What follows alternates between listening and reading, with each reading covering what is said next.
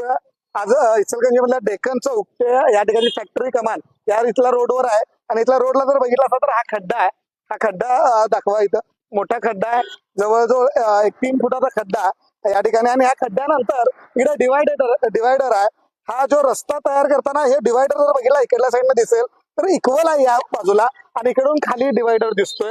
म्हणजे डिवायडरला इक्वल रस्ता केलाय. तिकडून येणाऱ्या गाड्या या खड्डा चुकवतात आणि डायरेक्ट खाली येतात, अपघात होतोय. त्यानंतर अजून एक या ठिकाणची अवस्था दाखवतो. महानगरपालिका प्रशासनानं काय केलंय, इथं जर बघितलं तर डिवायडर समान आहे, पण समान असताना गाड्यांना लक्षात येत नाही की कुठल्या पद्धतीचं इथं खड्डा किंवा चुकवणं, तर डिवायडरच्या पलीकडे येऊन इथं अपघात होतात.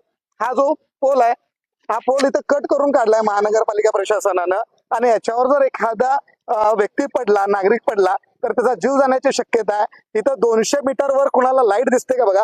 या 200 मीटर डेक्कन पासून इकडं पुढेपर्यंत लाईट नाहीये. तर पोलवर लाईट नसल्यामुळं पोल कापलेले आहेत. महानगरपालिका प्रशासन नागरिकांचा जीव घेते का?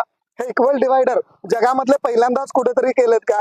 का तुम्हाला अवॉर्ड पाहिजे डिवायडर मध्ये असेच इक्वल डिवायडर कुठल्या पद्धतीत करताय? त्या इंजिनियरना सुद्धा अवॉर्ड दिला पाहिजे, रस्ते बनवणाऱ्यांना. मी वारंवार अवॉर्ड का म्हणतोय, तर प्रत्येक व्हिडिओमध्ये आम्ही अवॉर्ड देतोय, कारण तरी सुद्धा याला लाज वाटत नाही की ते असे प्रकार दिसत आहेत.